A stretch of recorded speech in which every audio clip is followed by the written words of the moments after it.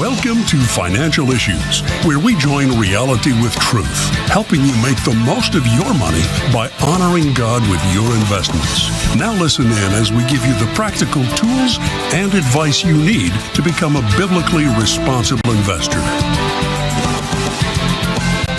Good morning. Welcome to Financial Issues. Thanks for tuning in today. We're so glad that you're here with us as we talk about defunding darkness, running a biblically responsible investment strategy for the money that you invest so that you don't invest money in companies that are using that money to fund ungodly agendas and to fund the light, to be joyful, generous, and obedient givers. We hope that you are a partner with us because we are a partner and listener-supported ministry. The work that we do, we're able to do because you support the ministry, either through your partnership and or monthly donations or periodic donations as the Lord leads. So we thank you for that. If you are a partner, we did have a partner conference call last week. We do that once a month, and the partner conference call is posted up to the partner website. So we answered a lot of questions that you guys have been sending in during the partner conference call, and we also talked about, I broke down the Fed meeting and the summary of economic projections. Maybe I shouldn't have told you that. Maybe people are going to think that's too boring and not listen, but I tried to make it as interesting as possible. It was very interesting, Shana. It was good. It is posted up there on the website, and if you're a partner, you can go listen. And if you're not a partner, you can pay the $132 and become a partner and go listen. And after you listen, you can check out our strategy and learn how to be a biblically responsible investor.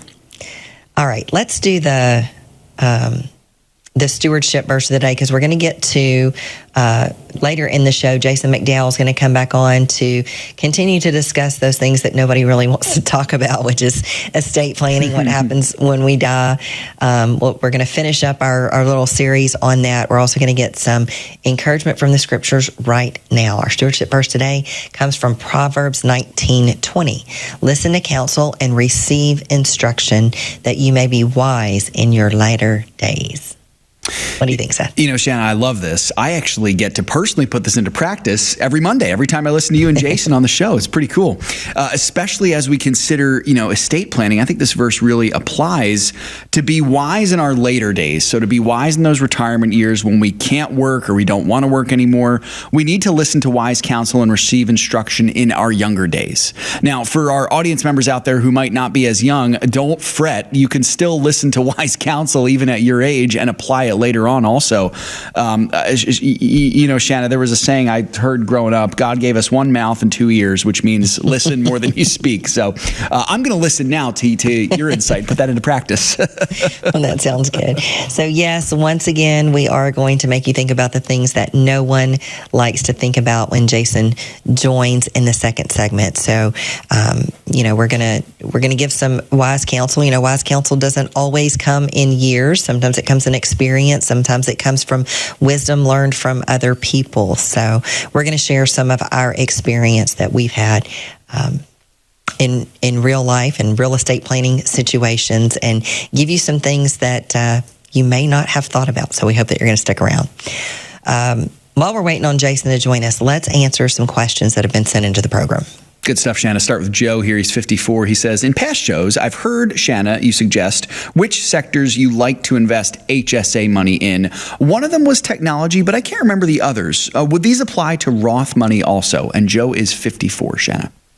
Yeah, so HSA is a health savings account. It's a type of qualified account, and a qualified account, again, is one that qualifies for special tax treatment because the government says so. So the government created these HSA accounts that you can put money in and you can grow the money and use the money in a tax-free way to pay for qualified health expenses. And so one of the things that I would mention first off is that any money that you plan to spend in the next 1 to 3 years, so if it's, if you're putting money in this HSA because you might need it to meet a deductible, maybe you have a large deductible on your health insurance plan, and you would need extra money to help meet those expenses if you had a big health need, you don't want to invest any of that money. So you want to make sure that with however big or small your HSA account is, that you have that cushion of money that you're not going to have to sell anything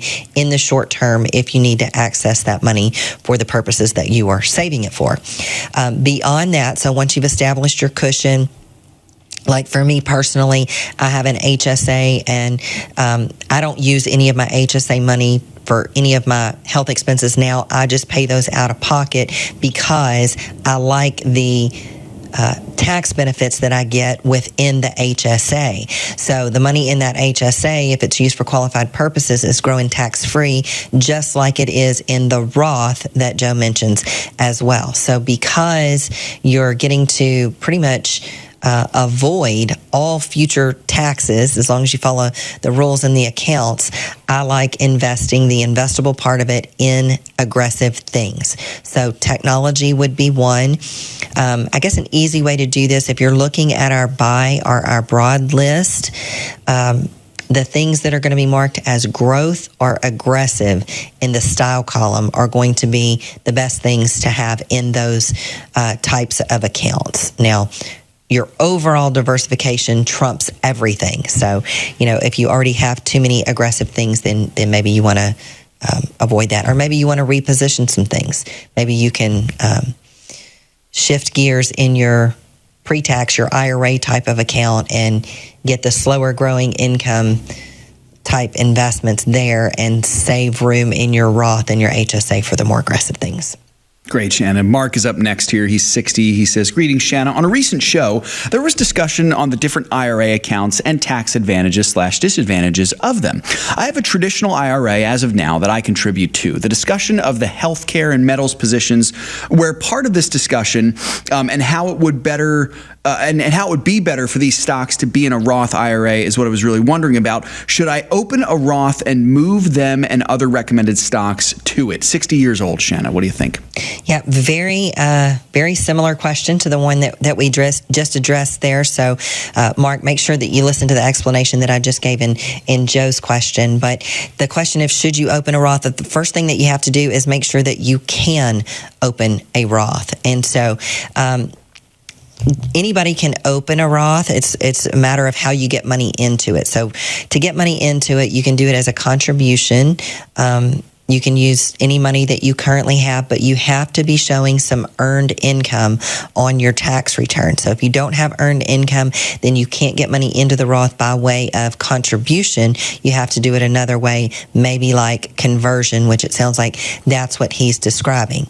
Now, when you start to consider a conversion, you want to research carefully your own tax situation and know what that's going to mean, because anytime that you take money out of an IRA, with the exception of a qualified charitable distribution, meaning that you're 70 and a half years old and you're doing direct giving, the money, the distributions are going to be taxable. So not taxable when you're doing the qualified charitable distribution, but usually just about any other reason you get money out of the IRA, whether it's to spend it, whether it's just to move it to a different type of investment account or convert it to a Roth, it's going to become taxable. So at age 60, I don't know if Mark's married, how old Mark's spouse is, but if you're getting within a couple of years of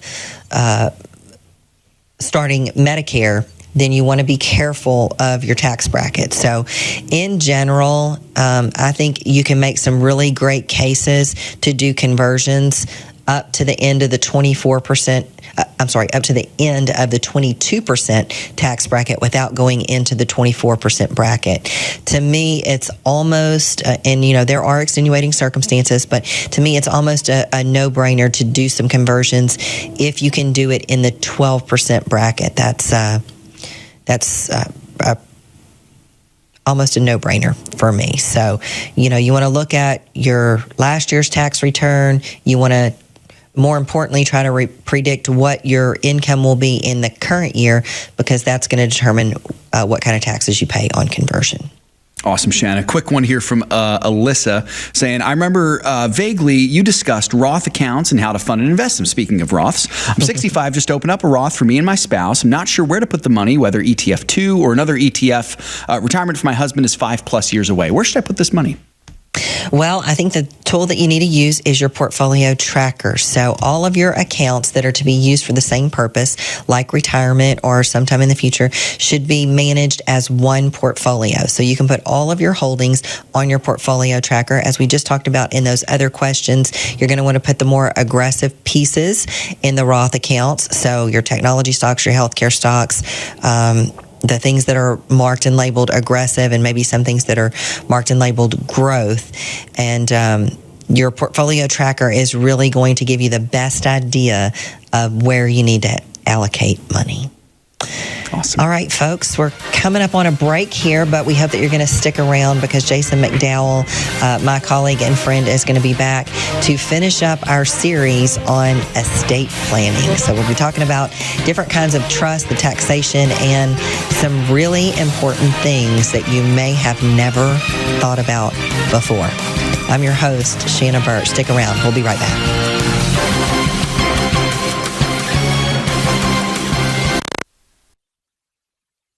How is Timothy Plan continuing to lead the fight as you guys now enter your fourth decade of leading this fight of biblically responsible investing? We've been too silent for too long, and we can no longer be silent. You stand up, like Ronald Reagan said, we're only one generation away from losing all of our liberty. It has to be fought for. I wish it didn't. And you can fight for it. You don't need guns and ammunition and that. You can fight for it, especially with your dollars, because it's always about the money. And when the money starts impacting people, they start paying attention. When we launched this, they said it couldn't be done, but here we are 30 years later. They said you couldn't get competitive returns, but here we are. What a tremendous testament of God's grace. Go to financialissues.org/Timothy Plans to learn more about Timothy Plan. Through Crossroads Kids Club, lives like Dali's are being changed all over the world. When I was 8 years old, my parents separated temporarily. It made me feel lost, empty, and without direction. Until one day, I went with my cousins to the Crossroads Club. This led me to know Lord Jesus and accept Him in my heart. He changed my life, and I don't feel lonely anymore. Reaching kids with the hope of the gospel in schools and across the world. You can change a young life today at reachOurschools.com. My baby was like this big, and I saw his heart beating on the screen. I went from, I don't want this baby, to talking to my child on the screen. That sonogram changed my life. I went from just Candace to Mom. To find out how you can support the life-saving mission of Preborn, go to preborn.com/FISM. Securities offered through G.A. Reppel & Company, a registered broker-dealer and investment advisor, member FINRA and SIPC. Opinions expressed by Shana are hers alone and are for informational purposes only, and do not necessarily represent those of G.A. Reppel or the outlet on which you are listening. You should consider how the information applies to your situation prior to personally implementing it, and consult any financial professional you work with to make sure it's applicable to your financial plan. Welcome back to Financial Issues. Thanks for sticking around. Well, it is Monday, so I've got my friend and colleague Jason MacDowell back to help us talk about a topic that we've sort of been stuck on for the past couple of weeks. It seems like every time we talk about it, there's just more stuff that comes up, and it's relevant and important, so we're going to continue on. We've been speaking about estate planning, specifically trust. We talked a little bit last week about grantor and non-grantor trust, charitable trust. We talked a little bit about the taxation last week, so if you missed it, if you're looking at podcast or on our phone app, you can go back to last Monday and you can see part 2, and then you can go back to the previous Monday before that and see I believe it was part 1. I guess it was that Monday. But so we spoke about the grantor and non-grantor trust, charitable trust, tax consequences, and we ran out of time last Monday when we were talking about some of this. So we wanted to kind of pick up there. Jason, let's start with a little bit of a summary for maybe people who didn't see the first 2 about revocable and irrevocable trust. Take it away. All right. So revocable trusts, we talked about grantor trusts and non-grantor trusts, and we're going to apply additional layer with that, which is the revocable living trust, which a lot of people hear of, an irrevocable trust. So revocable trusts add control and flexibility. That's really key to holistic planning. For estate planning is flexibility. It's very useful. And with the revocable trust, it allows the grantors to retain control, acting as trustee and managing assets during their lifetime, so while alive. So the assets can be added or removed. So there's that flexibility part. And the trust can be modified or revoked in that case. So you can shut it down too. With regards to taxation, it's actually just as simple. Since it's the grantor trust, all the income deductions and credits pass through to the grantor's personal income tax return using their social security number, of course. So there's no separate tax identification number. It's not needed during the grantor's lifetime. And then after death, revocable trust typically becomes an irrevocable. In most cases, that's not always, it won't always be the case that an attorney will put together. They'll give their legal advice for why, as mentioned, but at this point, it might just be required to have a TIN and shift to a non-grantor status after the death of a grantor with a revocable living trust. So that's dependent on, of course, the trust terms. Trusts are customized based on the legal advice given by the attorneys, and that's how that will go. That's good. So, this is the most common trust that I see in practice. The couple that wants to set up a trust for a couple of reasons. They set up the family trust to make the passage of their assets easy and private because, these trusts avoid probate because they're just entities. And like you said, they change a little bit when the grantors die and they pass the assets on. So it's not, probate records are public court records that anybody can go and see. So if you really don't want all of your estate settlement details public, then that's a good reason to use a trust. And it also makes the passage of those assets fairly easy. It means that whatever's in the trust doesn't go through probate. It doesn't get it just gets distributed to the heirs immediately. So revocable means that it can be changed, like you said. So if your wishes change about who or where you want the assets to go, you make the change to the trust and it's taken care of. So when we see people's estate plans changing and evolving over time, and we do as we're reviewing every year, we see children are born, children grow up, children get married, children have problems, children have children. Hopefully they don't get divorced, but in reality it happens. So, you want a plan that can be changed to change with the details of your life. So one great feature of a trust is that you can help protect the assets that you pass on from ending up in hands that you didn't intend for them to land in. Let me give you something to think about. Texas is a community property state, but if inheritance is kept separate, it can be preserved to go down the line generationally. Think about this. If I leave my stuff to my child with the intent that it would be passed down generationally to my children's children, as it mentions in the Bible, and it passes just outright because I do it in a will and I don't make special provisions, it could become community property to my child's spouse and subject to be split up in the event of a divorce. Let's say that the ex-spouse of the child walks away with up to half of what I left my child and intended for my grandchildren. Not really something that I would be super happy about. Or let's say that my child dies and my son or daughter-in-law inherits all of the money. Hopefully they use it for and pass it on to my grandchildren. But what if they remarry? Or what if they die or divorce, potentially their new spouse with a family of their own that I never knew inherits the money and then they can disinherit my grandchildren altogether. So things to think about there. How about those irrevocable trusts?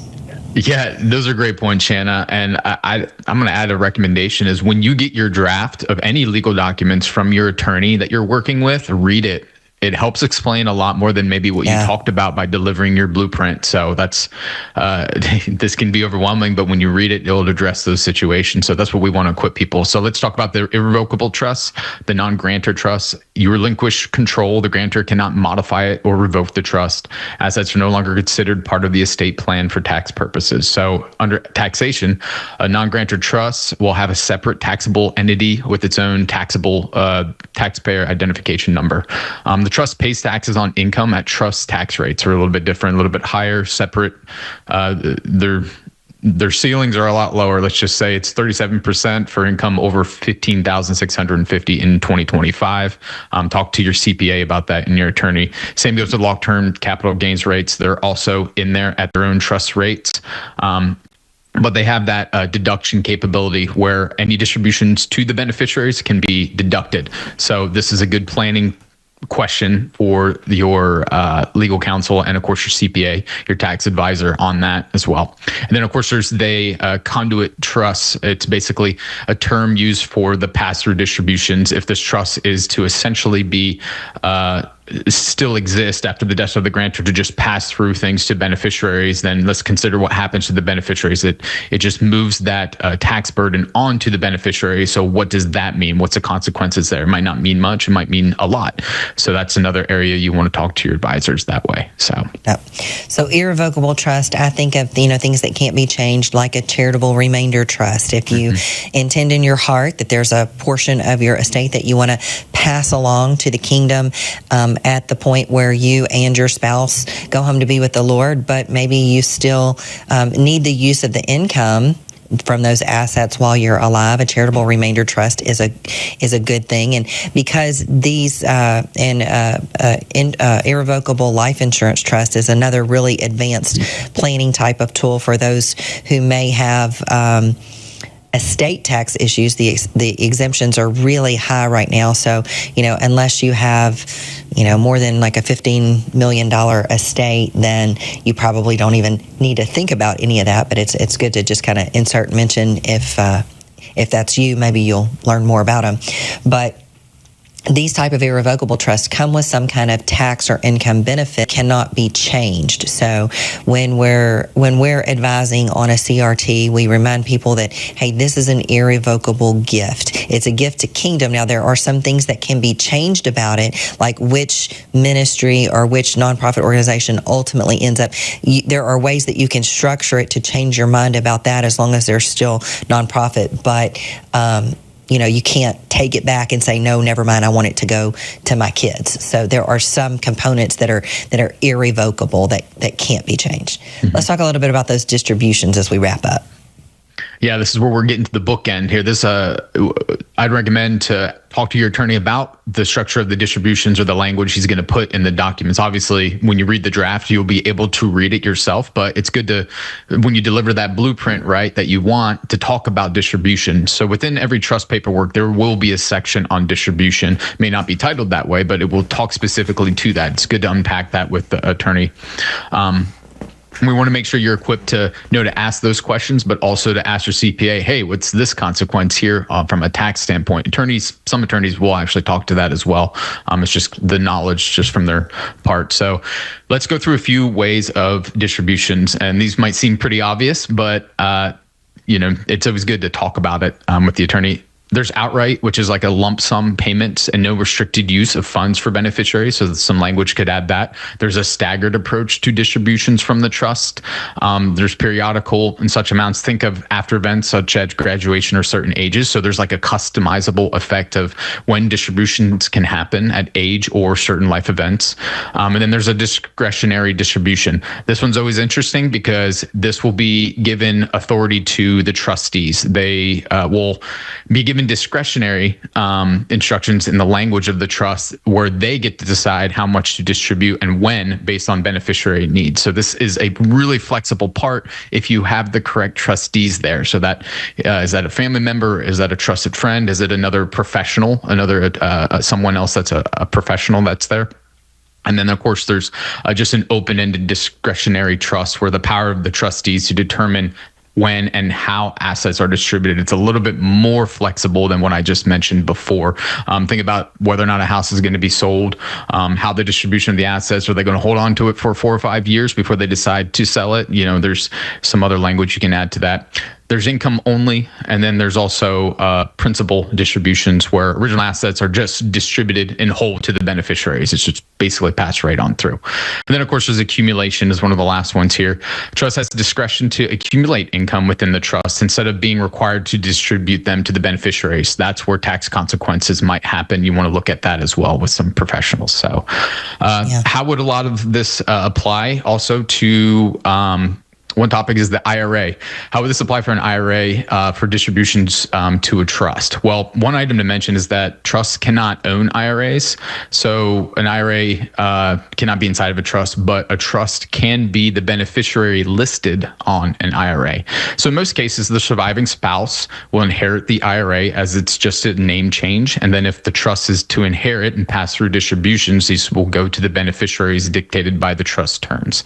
This can complicate the tax consequences because of flexibility there. It may be better. Stuff. So much more that we want to say, but I hear the music, so we got to go. So, folks, I hope that you got a lot of things to think about here. I encourage you to write down your questions, do a little flow chart, think about what would happen, and bring a lot of questions when you go ask your attorney about what would happen if and when.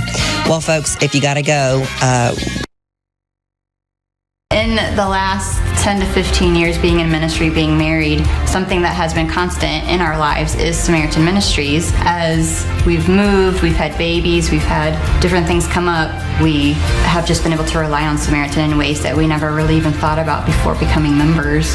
Our heart's desire is to plant roots and be in a place for a really long time. It's how we were raised. We see the benefits of that, but we also see the open-handedness of being used by the Lord wherever He calls, because we just assumed when we started pursuing church planting, the quickest way to get from point A to point B is a straight line.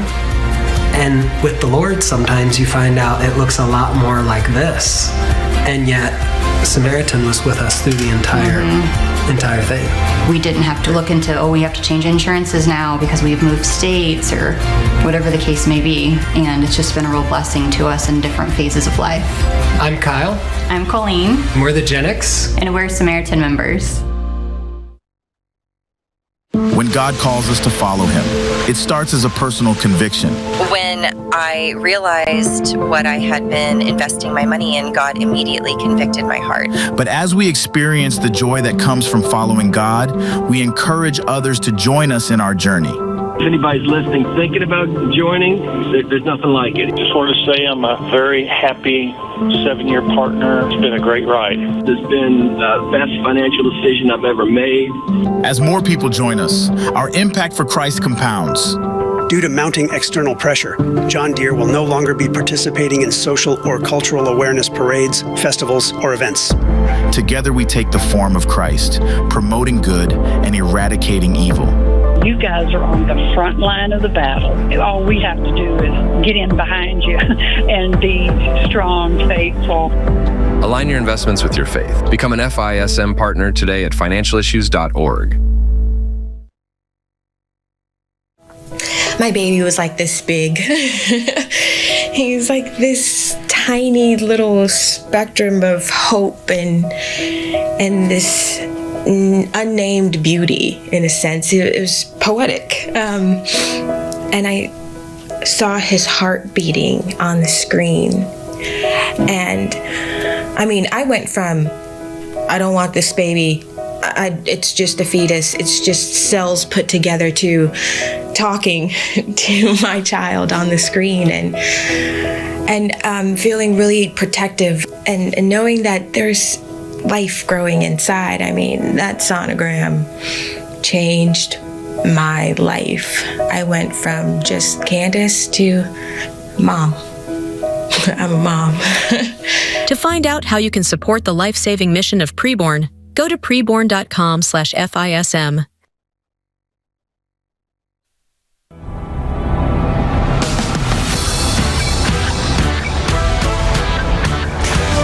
Welcome back to Financial Issues, folks. Boy, it is good to be here with you today. I always love hearing Shana and Jason's wisdom. I do hope you'll check out the website as well for partners under those instructional videos. We'll have that estate planning series up for you for sure. So that's a great partner benefit for you, folks. If you are a partner, I hope you're enjoying those. And if you're not one, I hope you'll consider becoming one today, and then you can enjoy them as well as Thursday's conference call. Hope you got a chance to listen to that, folks. So make sure that you do that if you have not done so already. Good to see so many of you on the chat this morning. George, hello to you, my friend. George, hope my response to your question there was helpful. I will follow up with Shana, though, to see if she has any insight on finding some trusted attorneys in your area. But yeah, I would just start with your church. See if there's anybody there. See if your pastor knows someone. William, good to see you. Stephen from Oklahoma, good to see you. John from Louisiana. Hello, John. Great to see you this morning. Daryl from Texas. Hi, Daryl. Nice to see you, brother. Ethan in Alabama. Good to see Ethan with us this morning. Andy from Kansas. Hello, Andy. As well as, I don't have Facebook up in front of me right now, but our Facebook audience, Twitter as well. We're streaming live on Twitter and YouTube and Rumble. So good to see so many of you there this morning. We got a good morning from Alejandro on Facebook. Hello, Alejandro. Also, Ronnie, Mark, and Steve. Good morning. Good to see you guys. Thanks for joining us today. All right, folks, big news from the weekend. I did want to address this quickly here, because it's really important, frankly. The United States did launch airstrikes on Iran. Now, normally, listen, this is financial issues, so we want to keep things focused on financial issues. However, when something like this happens, obviously it's going to impact your finances in some way or another if there's something like this. So the United States, if you missed it, I'm sure you didn't, but if you did miss it, the United States issued airstrikes on Saturday at several key nuclear facilities in Iran following last week's exchange of blows between the Muslim-controlled Iran and our most important ally in the Middle East, Israel. According to the Trump administration, these strikes accomplished by over 125 U.S. aircraft were precise, they were effective, they were easing any recurring fears that Iran is on the doorstep of developing a nuke. Trump announced on Truth Social, he said, quote, "It's not politically correct to use the term regime change, but if the current Iranian regime is unable to make Iran great again, why wouldn't there be a regime change?" And then he wrote, MAGA, make Iran great again. I guess a play on MAGA there. On Sunday, Iran retaliated with another round of ballistic missile attacks on Israel. So what do I make of this, folks? Well, first and foremost, I'll say this. I trust the Trump administration. Okay, I really do. I believe that the 47th president, once the 45th president of our country, he promised that he would not be a warmonger, and I believe him. I also believe that he has the guts to be able to make difficult decisions like that and to kind of show the U.S. strength when it's necessary to do so. I believe Iran did and does pose a serious enough threat to issue these strikes. I'm glad the Trump administration accomplished it with very little damage. At least that's what we've heard so far, if any, to the American military. I asked Grant about it this morning. I've not heard any reports of casualties from the American military, which is great. So I think that's awesome. That said, I do want to go out on a limb here. And again, this is an opinion show, so I'm going to share my opinion here.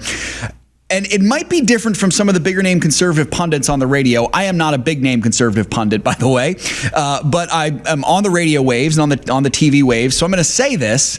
As an America First guy, I am somewhat concerned about this situation. Okay, I truly am. Here's why. The main reason is this. We don't know the amount of sleeper cells that are in this country right now. And by the way, that's not Trump's fault. Okay, Trump is actually doing everything he can to try to get rid of these sleeper cells with these ICE raids. That is Biden's fault. We can thank the Biden administration for that with the open border policies that we saw. An untold number of illegal immigrants entered this country, and who knows how many of those are terrorists. Now, I'm not trying to scare you here, folks. I'm just trying to give you a sense of that's the reality of it. When you see tensions rising in the Middle East, that could have an impact here. I'm not saying it will. I'm praying that it doesn't, but it could. My concern is, with an escalation of the conflict in the Middle East, we'll see some kind of attack on America. That's my concern. I hope it doesn't happen. It would not be, probably, wouldn't be in the form of an airstrike. It wouldn't be more of a traditional foreign missile launch or something like that, which, by the way, I think we have the capabilities to stop that. It would be from Islamic terrorists who've already infiltrated the country. They've been living here for years. That would be my guess as to what it would be. The Islamic regime in Iran, they hate Israel, but I'm going to go out on a limb and say they hate America more. They're saying death to America. They hate us. They really do.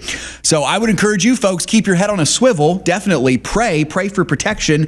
Not a bad idea to stay strapped either, and just be ready. I think that's a really good thing to do. I'm not not using scare tactics here. Please don't hear me say this, but we have to be realistic about this. Absolutely. Second, here's the second point. I love that we have Israel as an ally. We have an Israeli flag right behind us next to our American flag. But in the same way that I was not gung-ho about sending American soldiers to go fight Ukraine's war, I'm not sure I'm so comfortable sending American soldiers to fight Israel's war either. I am not saying we have done that yet. We have not done that, but I'm simply saying we need to be careful. Here's another concern. Among conservatives, on Capitol Hill especially, there are a lot of Nikki Haley-esque, Lindsey Graham-esque people out there who I would call warmongers. I don't believe Trump is. I believe those folks are a little bit more so. When we're talking about the political right, many, if not all of the conservatives on the political right would support a war in Israel's defense. I'm not necessarily saying that's a bad thing either, but I am saying we have to be careful about that, because if something like this gets stirred up, we probably would see something similar to the Bush era, which I would not be in favor of going back to, by the way. I think Trump's a far better president than George W. Bush was. However, there's a little bit of concern here of getting heavily involved in Middle Eastern wars. That's all I'm saying, folks. Listen, I hope the Trump admin's intel was right. I think Iran does pose a serious enough threat. Absolutely. I hope it's right. I pray it was right. And I trust he's going to handle this in the right way. Now, what do? Well, I think the best thing we can do is pray, for sure. Pray for our president. But let me give you a couple things to pray for. I'm actually going to give it to you in reverse order. So of lowest importance to highest. And when I say lowest importance, I'm not saying that the thing that I'm going to say first, which is the lowest importance, is of low importance. It's of high importance, but there are some things that are higher. First, pray for victory for Israel and peace in the Middle East. Absolutely. But I think more than that, pray for our president, the Trump administration, to negotiate well, to negotiate for America first, to negotiate peace. Please don't misunderstand my concern as lack of confidence in Trump, or what I'm saying there as me saying I don't care about Israel. Okay, I do. I do care about America first, though. All right, I'm going to go out on a limb and say that. I care about America more than I care about Israel. I think most of you probably do too. Lastly, I would pray, this is most important, pray that believers would be protected. Christians would be protected in this. That believers would be protected. Pray that both Jews and Muslims would come to faith in Jesus Christ. We see these physical wars happening, folks. They are kind of a grainy, fuzzy image of the real war that's happening. There's a spiritual war in the cosmos, and it's the war for the truth. It's the war for the gospel. It's the war to save sinners from their sins. Right now, unrepentant Jews and Muslims, if they die, both of them will spend eternity in the lake of fire. They need to confess and repent that Jesus Christ is Lord and Messiah. They must do that right now. That is the ultimate thing I would encourage you to pray for, that they would repent and believe. I hope that made sense, folks. If you want to chime in, comment, feel free to do so. You can call in on the phone lines as well. I'm grateful that we have someone of President Trump's abilities and skills in the Oval Office, and I do pray that everything that we saw this weekend was the right decision. I do believe it was. I have some caution about it, but I do believe that it was. So I'd urge you to continue to pray in that way as well, folks. All right, we do have the ag coming up here. We'll quickly take a look. Can we take a look at the markets? We might not even have enough time. Well, I'll just do really quick. The way that the markets ended on Friday, they finished mixed. The Dow finished barely positive. The S&P was down about 0.5%, and the NASDAQ was down about 0.5%. So when we come back, we'll make some sense of where the markets are for the month of June, and a couple other things, what to look for this week on financial issues. But right now, we've got the ag report coming up. Craig Haugaard going to give us what we need to know from the ag world for our farmers and ranchers, and then we'll be back for more financial issues right after this. Stick with us. This is Craig Haugaard with your Financial Issues Ag Update for June 23rd. A corn closed lower as favorable weather forecast continues to improve crop conditions, the 2-week forecast looking pretty non-threatening. Now, exports still remain a great story, with the U.S. dominating the spot export market. On Friday, we had December corn 2 3/4 cents lower at $4.41 1/4. The soybean oil rally seemed to sputter on Friday as we posted new contract highs, but then retreated in negative territory by the close, and soybeans fall followed a similar pattern. The funds took some money off the table, despite the media talking about how bullish the outlook was for soybean oil. On the export front, Brazil still holds an advantage into the Asian market. This was in evidence last week as China bought no U.S. soybeans while buying from South America. At the close, November beans were 7.5 cents lower at $10.60 3/4. Wheat futures moved lower on Friday after an otherwise bullish week. The Russian Ag Ministry raised their wheat crop forecast to 90 million metric tons. That's up from 82.6 million last year. And exports are projected to be 1 million metric tons higher than year-ago numbers. As a result, Minneapolis September wheat was 4 3/4 cents lower at $6.56 3/4. Kansas City declined by 7 3/4 cents to close at $5.78 3/4. And Chicago dropped 7 cents, closing out today at $5.83 1/2. Cotton futures continue to just slide sideways. The closing bell on Friday, December futures were 3 points higher at 66.70. Livestock futures turned in a mixed performance. August live cattle futures were $1.85 lower at $209.82 1/2 per hundredweight. August feeder cattle declined by $1.72 1/2 as they ended the week at $302.45 per hundred. And August lean hog futures had a positive day. They were up 45 cents at the close, ending the week at $112.45 per hundredweight. Class 3 milk futures saw their break lower continue. When the closing bell finally sounded, July futures were down another 17 points, ending at 17.51. This has been Craig Haugaard with your Financial Issues Ag Update. We'll be right back with more financial issues after this.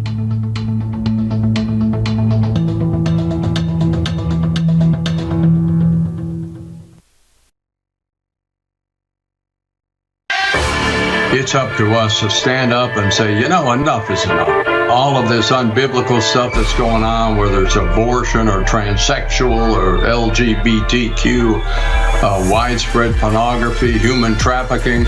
Bottom line, it's still up to us. If we stop investing in these corporations that are trying to destroy us, sooner or later they're going to wake up. To learn more about biblically responsible mutual funds and ETFs, go to timothyplan.com. If a woman sees her baby on ultrasound, it doubles the likelihood that she'll choose life. On top of that, we share the gospel of Jesus Christ with her. This is why you should support preborn. Then they sat me down. If you were to die today, do you think you would go to heaven? And I was like, no. Keeping the child was my first stepping stone. And ever since then, God has cleaned me up from the inside out. Help support women in need. Go to preborn.com/FISM. Through Crossroads Kids Club, lives like Dali's are being changed all over the world. When I was 8 years old, my parents separated temporarily, and my mom and I moved houses. But I started to discover pornography that helped me develop behavior that was rebellious, immoral, and bad. It made me feel lost, empty, and without direction. Until one day, I went with my cousins to the Crossroads Club. I really liked the Bible teachings, how they mixed them with games and fun. This led me to know Lord Jesus and accept Him in my heart. He forgave me and changed my behavior. He changed my life, and I don't feel lonely anymore. Reaching kids with the hope of the gospel in schools and across the world. You can change a young life today at reachOurSchools.com. The opinions and recommendations expressed on this program do not necessarily represent the opinions of the station or any of the program sponsors. Additionally, all products or services offered by the program sponsors may not be known by the program. Folks, do hope you enjoyed the Ag Report with Craig Haugaard. Hey, I did want to address this. Coming off the Ag, Eddie from Tennessee. Eddie, if you're on the chat, brother, good morning to you. I haven't seen you comment there yet. That doesn't mean that you're not there, though. It's great to see you. Eddie had a great question on Friday, and so I actually wanted to address this for the whole audience. Eddie, I had answered your question in the chat on Friday, but his question was, how do you use Craig Haugaard's information for investing? Just looking for ways to use Craig's info for application on how to invest well in my portfolio. So Eddie, it's a great question. And so I wanted to share with the general audience. My guess is you're not the only one wondering. In fact, you might even be someone who's wondering, why do we even play the Ag Report on a financial show? There's actually a really good reason why. Let me explain it to you. The Ag matters to all of us. Okay, whether you invest or not, whether you're a farmer or not, whether you just have a backyard chicken coop, you should listen to the Ag Report. You should, even if you have no clue what Craig's talking about. It might sound like gobbledygook to you, but let me tell you why. The reason for this is because agriculture deals with an item that is essential for our survival. That item is food. Food. It's the food we grow, the meat we eat. It's food. It's very important. I don't know if you knew that or not. I'm sure you did. Food is vital. You should listen to the Ag Report because it concerns food. It concerns food prices, food supply, food quality. Very, very, very important. The answer to Eddie's question specifically is to find ways in which agriculture is connected to various investing sectors. For example, food, the big ticket item impacted by agriculture, right away, I would think the consumer staples sector might be related to agriculture. Because in consumer staples, you have restaurants, you have food service.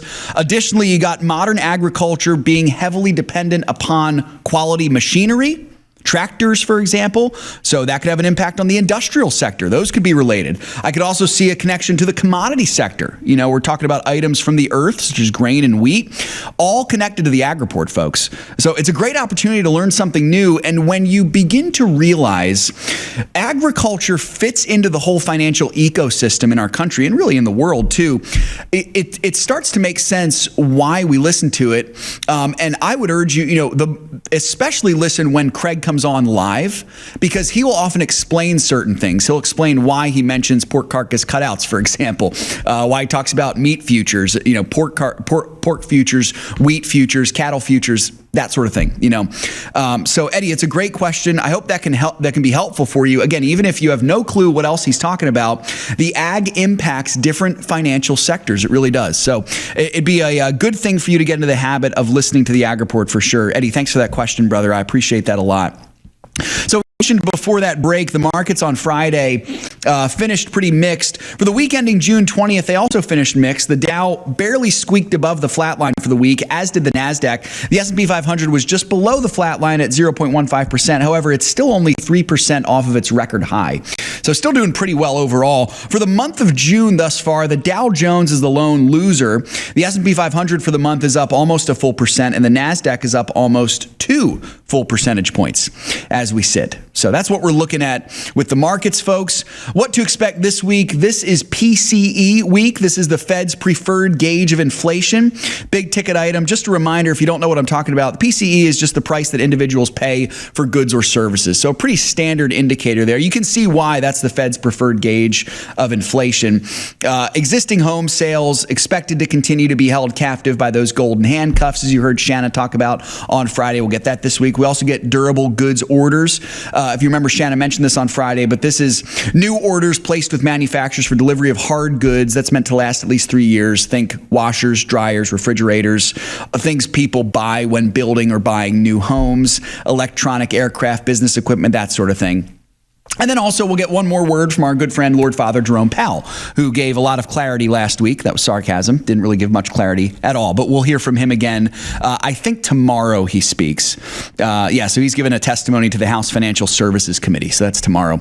Existing home sales out today. We get new home sales on Wednesday. Jobless claims we'll get Thursday. And then that PCE number, which is what we're looking at, will come out on Friday. So that's what we're looking like for the markets this week here, folks. Let's take a quick look here at a couple headlines before we sign off for the day. Really do appreciate all of you joining us for the show today.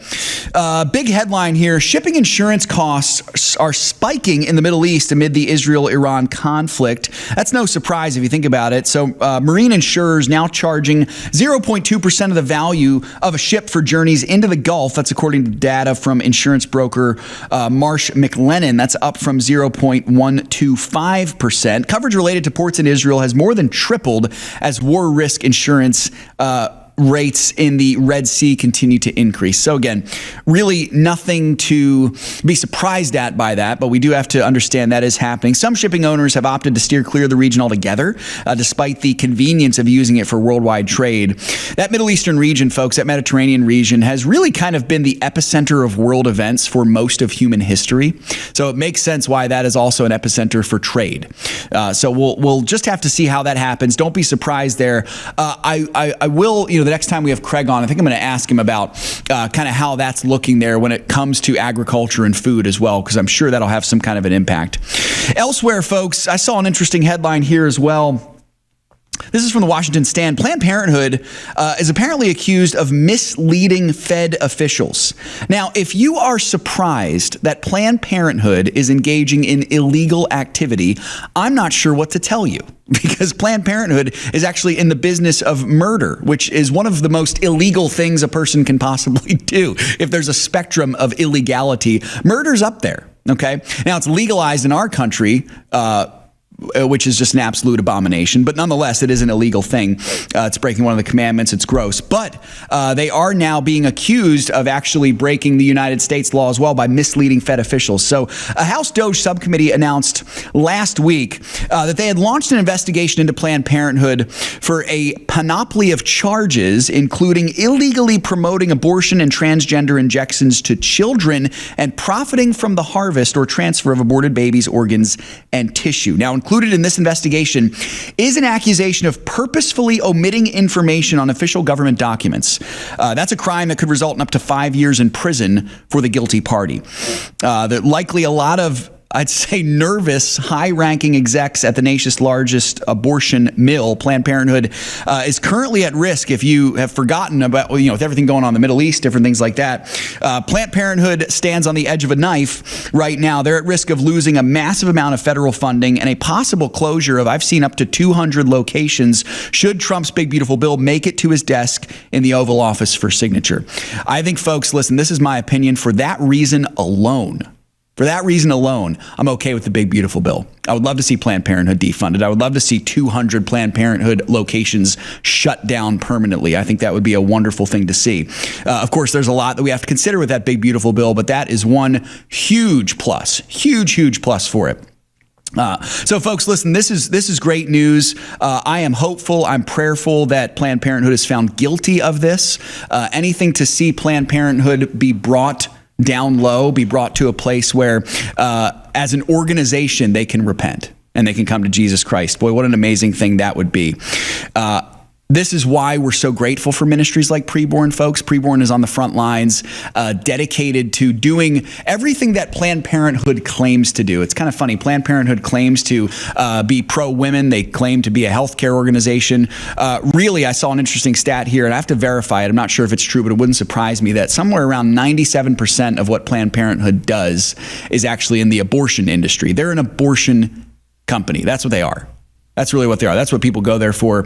That is what they are. Preborn actually offers real, genuine care for women. Obviously, they care for the babies by not killing them. Okay, that's a start. But they also offer care for the mothers who are going through such terrible anguish. Many of them come from impoverished homes. Many of them don't have a man in their life. They don't have a husband. The boyfriend has left, something like that. They've gotten pregnant when they're young, pregnant out of wedlock. Maybe even they've been abandoned by their fathers and mothers. Maybe they're being pressured by family members to have an abortion. And so what Preborn does is they come alongside, they offer counseling, they offer support, they offer supplies, but most importantly, they offer the gospel of Jesus Christ as the great source of hope. And so not only is Preborn saving hundreds of thousands of babies, but also seeing thousands of mothers and fathers as well coming to Christ, finding salvation in Jesus Christ simply because they decided to choose life for their baby. Amazing organizations. So check them out, preborn.com. We love Preborn. Just had a very successful campaign with Preborn back in May. Really good stuff there, folks. Let me see if we got any comments that we can mention here. I saw a good one, John from Alabama, saying, Seth, we must stop Iran. This has been going on for 40 years.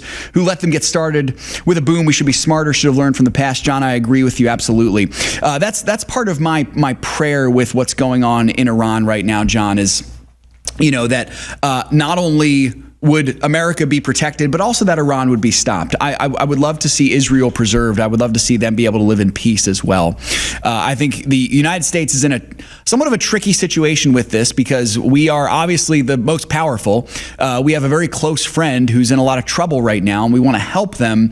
But we also, I think we have a president who is America first, and we don't want to get too heavily involved that then our own people end up getting harmed. So just all the more reason to pray for the President of the United States and pray for peace in that region. And of course, as well, praying for the gospel to go forth, that many people, Jews and Muslims, would bow the knee to Jesus Christ. Great to be here with you today, folks. It was a joy. God willing, we will do it again tomorrow. Make sure, once again, check out Thursday's conference call. It is posted on the website. Check out those partner videos. If you're interested in that estate planning series we have on the website, what you just heard Shana and Jason mention, that will be part of that also. Make sure to check out those instructional videos, all that for you if you're a partner with the ministry. Grateful for each of you. God bless you all. Remember, He has given to us. Until next time, I'm Seth Udinsky, and we'll see you tomorrow for more financial issues.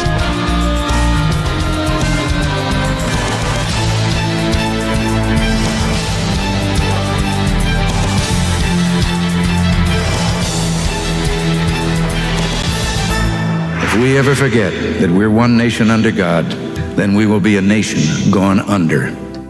Thank you for joining us. This has been an FISM production.